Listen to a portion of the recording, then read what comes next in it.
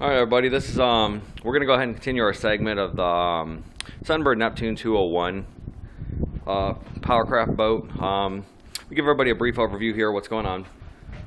Well, here's the motor. It's 150 force, Mercury force, excuse me, outboard, stainless steel prop. Motor ran good when I bought the boat.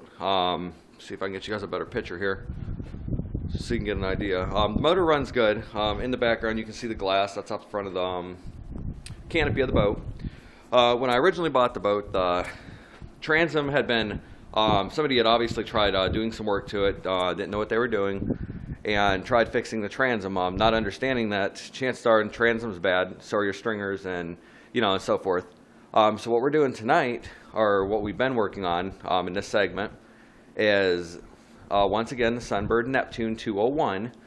This would be the first of its kind posted on YouTube, because nobody, I don't know why nobody's ever recorded one. But anyway, the transom was already pre-cut. This is what I got to work with when I first got the boat. Picture the cap, everything on. You're looking down here through the boat, and you can see all the rotted wood, the cap being on it, the splash well, everything on it.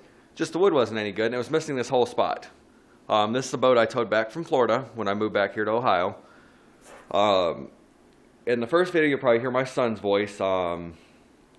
He usually documents all my videos and stuff on how I do these.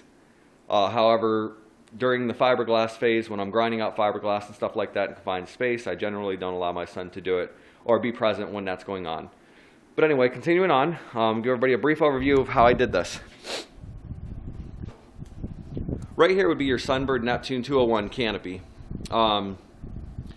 It's a section that separates from the boat. All boats separate.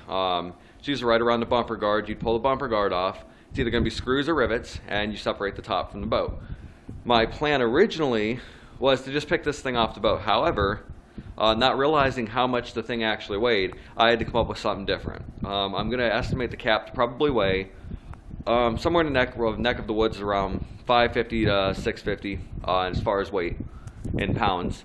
So what I did to do this, the way I accomplished it is, you see right here, you'll see two 2x6x12s, and what they're doing is they're actually sandwiching the truss. I got that set up that way. They're nailed and lag bolted in. Then I took a 4x4x12 and I went from the bottom all the way up, and then used the brace board, another 2x6, and I braced 3 trusses just to eliminate sway. On the one down here, I braced 2 trusses. I don't know how well you can see that. Yeah, okay, you can see it right there on the side to it. This is the same routine. However, on the front, because the front was so much lighter, I decided to just go with one 2x6x12 nailed in. I didn't use any lag bolts on this. Right here in the background, you can see that's a 1-ton chain hoist. That was for lifting the front. And then I ended up getting this off Harbor Freight, which is an 800-pound hoist as well, but it's an electrical operated one. The only reason I decided to do this boat is because of how well the boat's condition was. Had the boat's condition not been very good, it would have, I would have just said hell with this boat and scrapped it, and probably just resold the motor. But being that the way the condition was when I got it, it was well worth it for me to just go ahead and keep it. But continuing on how I lifted this, you can see where I've got it actually still braced. I used 4x4s. The width of this boat was 91 inches, so I went with 7-foot 4x4 in between where the rod holders used to be. That's these plastic little things right here. They're made for rods, and they actually have the light that houses up in them as well for the lighting inside the interior of the boat. But I went with 4x4s. I used chain and then 2,300-pound loop bolts with the nuts on the end. I did the same process in the front, except on the front, I went through where the panel doors used to be. See if I can get a better angle of that for you. Here's where the panel doors used to be. Get all this stuff out of the way here. There's where the panel doors used to be, and I went with a 3-foot section of 4x4 on that. And then what I did is I evenly lifted it. I lifted it between this one and this one evenly.